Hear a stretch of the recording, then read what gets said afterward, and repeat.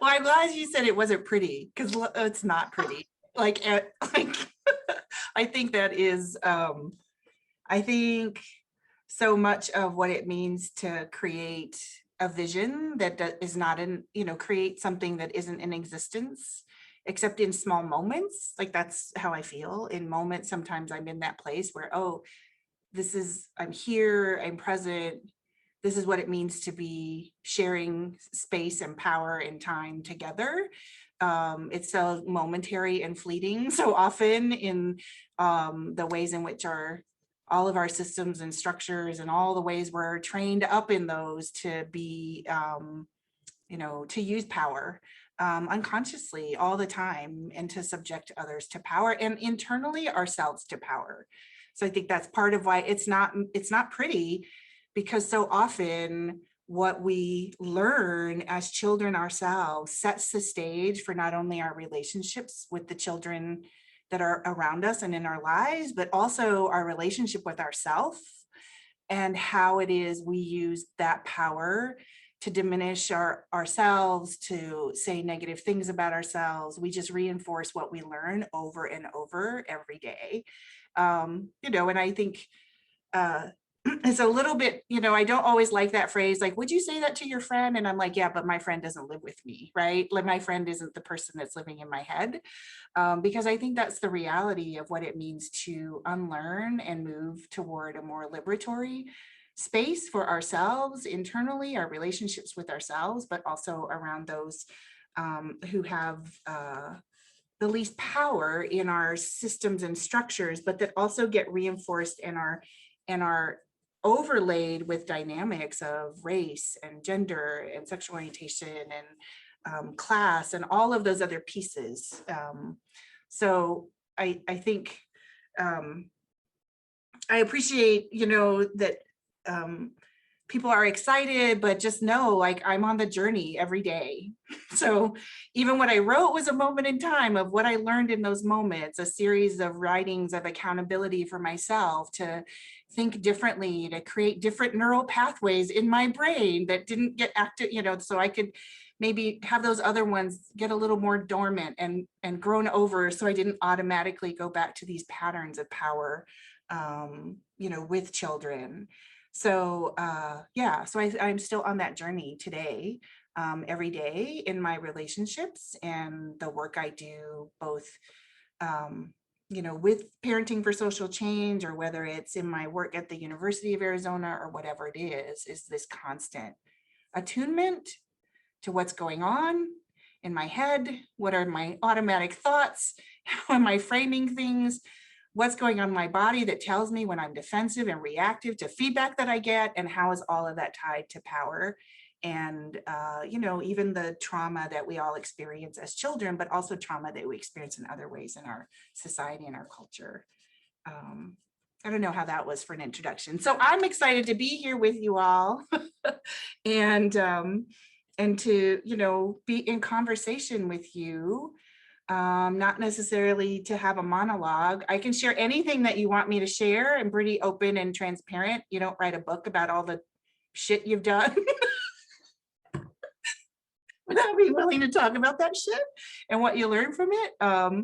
So this is being recorded. Oh, well, that's all right. F-bombs might drop. I'm going to say shit. So that's where it goes. And if that offends others who are watching, then I'm sorry, Lisa. Maybe you'll have to put a disclaimer at the beginning for anybody watching this.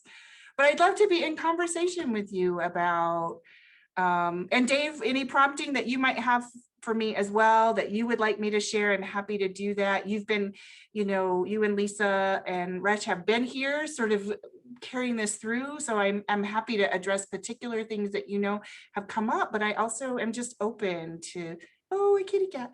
And I'm random at times. I'll just notice anything that's going on. And it's, after 5 hours of facilitation, I don't know what will happen today, but we're going to live on the edge. So I guess, Cambria, I'll start with your question. Transformative moments, I think about so many things. Let me open up the chat real quick, just so I have that. I was actually pondering it as we were doing the check-in, and not always paying attention to my breath or my body. But it also helped me to have like these flashes of memory or things that came through to me with that question as we took that time. And, I think of so many transformative moments, and some of them, of course, happened before I had children, and had to do with even the dynamics within my own family and the things that I saw and the injustice I saw. I come from a mixed race family, so I saw many things happen, in my own family, within, in terms of my gender and race and power, and all of those things. Even memories of when I was in school in ways that I fit or didn't fit, and the ways in which I saw power used for good or ill, in terms of teachers who lifted up and those who shamed and humiliated, and just thinking about the many ways in which we're trained up to just accept so many things that are handed to us as children, because we often, a phrase that I like that actually comes from one of the therapists I've worked with, is how so often as children we trade authenticity for connection. And the ways in which we betray, I've written about it differently in terms of power, but we betray ourselves in order to have enough protection to survive to adulthood, in lots of systems and structures. And I think of families as systems and structures, and that they are reflections of our broader society. But once I didn't ever want children because I thought about how terrible I would be as a parent.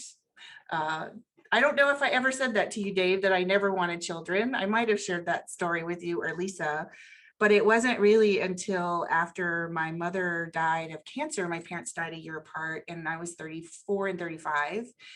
And my mother said to me, so here's a transformational moment. She said to me, I was at the University of Michigan doing intergroup dialogue work, and she was diagnosed, and I was going to quit. They gave me a leave of absence, and I went home to help her die. And I remember laying there with her on the bed toward the end, and she said, "Teresa, you have to have a daughter who will take care of you like you took care of me." And I was like, oh my gosh, this, and like it's in a moment that's really emotional and tender and terrible all at the same time. And once I got a little distance from it, I started joking, and hopefully this is all right. I have a little bit of a sense of humor that may not hit some folks right, but I thought about it as her deathbed curse to me that she said to me, because I had never wanted children. And she died when I was 35. And then about 6 months later, no, it was probably about a year later, I was like, it's time to have children. I was like, where did that come from? This is the deathbed curse of my mother, that now I'm going to have children. But she did also say to me at different points when she was sick too, I just want you to be happy if you never have children, right? But as she got closer to death, that was one thing she said to me. I don't know what that meant, but it meant something, to me, and maybe it opened me up, or maybe there's truth to a biological clock. I have no idea. But I often think back to that moment of tenderness as she was transitioning and moving on, as a pivotal moment, because it made me think about, well, what's that relationship and what's that cycle of life and death, and what role we play in each other's lives. So that's one of my transformational moments. And then because I also carry with me, vestiges of so many things like perfectionism, all those things. Once I decided I was going to get pregnant, because I decided I would be able to, and I would get pregnant, right? Not thinking there were any other options. Then, I read everything that I could.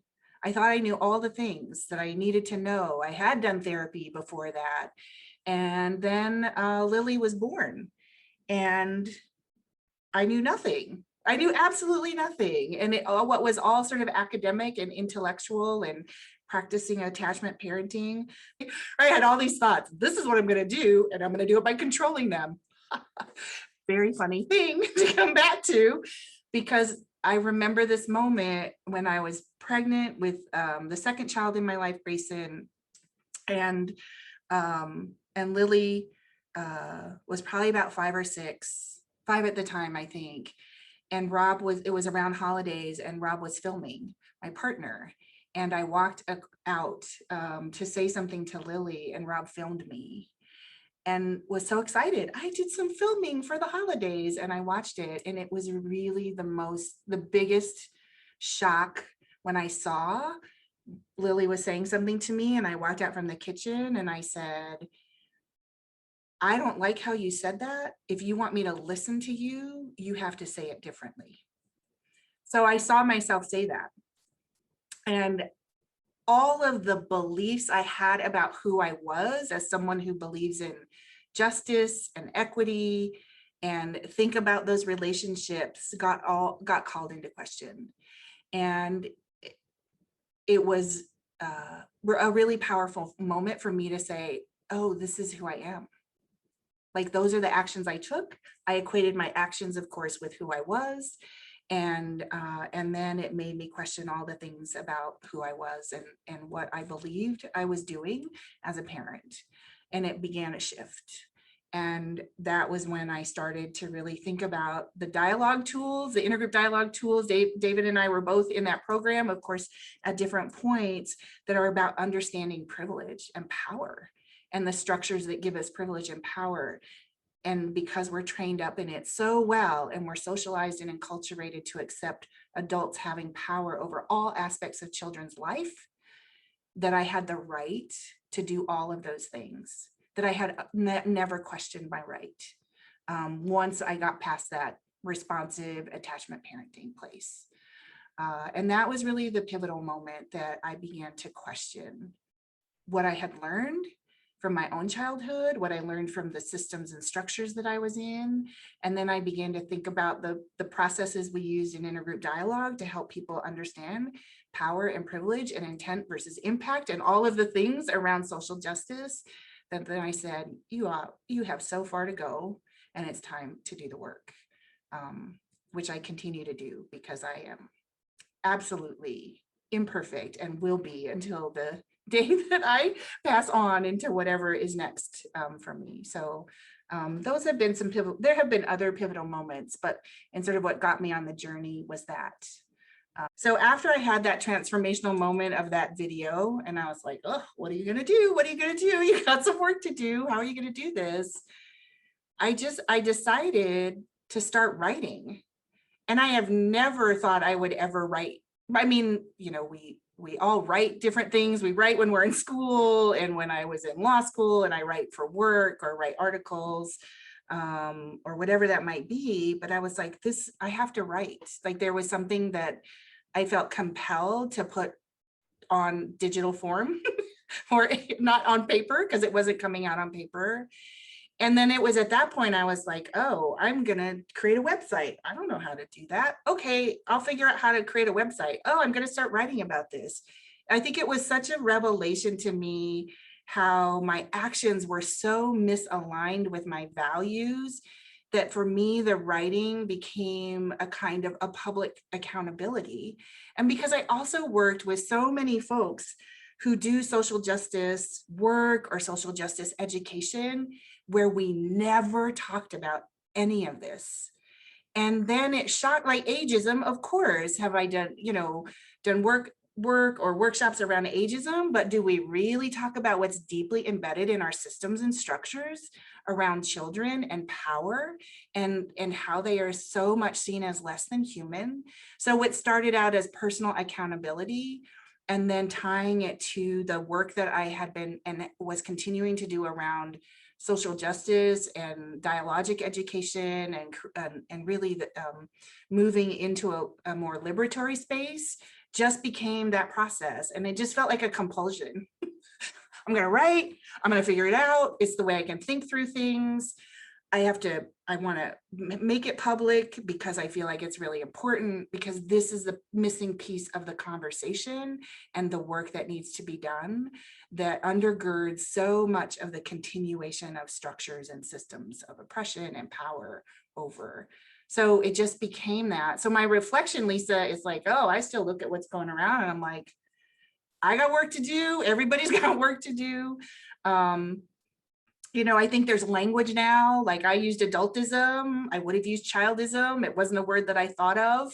Ageism, I somehow wanted to distinguish it. So I was trying to figure out, what does that mean? And other writers that I had worked with who had done youth participatory work, were using adultism. Barry Checkaway at the University of Michigan, influenced my use of that word. So that was where it started, but it is what I feel like is so critical is that each of us reflect what is in the world. And if we don't do the internal transformation and truly understand what we've internalized and what's reflected within us reflects our broader society, then we can't ever change. And that in those intimate, daily, messy moments that David talked about observing, which I'm like, oh, I don't even know what those were, but I'm sure there were quite a view or a scene at times of what life is like, is like, that's the day-to-day work, like those moments between how we interact with those in our lives who have the least amount of power and who have the least amount of autonomy, especially as children are little and young, and what we require of children to be able to be accepted, that then reflects itself in all of our other systems and structures, is just profound. I don't know that I answered your question, Lisa, but those are my reflections. It's an ongoing journey, and it's intimately tied and was compelled by my desire to break the cycles that I had unconsciously accepted. When I have looked at the journey I've been on for 14 years with Lily, from the time I had my it was a Cambria that said transformative moment. Was it, who asked? No, Jenna, did you ask that? Who asked it? Cambria, I think. Cambria asked it. That moment is sort of the moment that I think of, like, oh, this light switch went off, and I was like, okay. Was so much of what I've done has healed the wounds, opened up the wounds. Okay, opened up the wounds, having children opened up the wounds, because what I have found, and when I've worked with other parents too, the ages where we often get triggered are those ages when we had that an experience where we were traumatized, not heard, not seen, whatever it was. And so often when parents are asking me about things or asking questions, or we're working together, I'll be like, do you remember what your life was like at that time, the messages you received? And so often then, if I could know that my opportunity in my growth, in becoming who I want to be as a human being in this process of life, was about that moment of being activated by something a child did, was an opportunity to heal something, was an opportunity to see myself, not just see them, but to see myself, and to know that there were ways in which I didn't get that. And that's why it's coming up for me. So the piece of our own healing is so intimately tied to what we do when we want to transform childhood, because we're actually healing ourselves and what we've been through, and creating something and parenting ourselves in ways that we didn't get, that we needed, when we can do that. But you have, and it is not a judgment about who chooses to or not do it, because there's lots of reasons we can't do that. There's lots of things I haven't been able to tackle on my own. And if I didn't have economic resources and privilege, I wouldn't be able to do the work that I'm doing, to dig into some of those things. So I also want to honor that, we're also all doing the best we can with what we have in those moments, and the structures are working against us on so many levels. Yeah.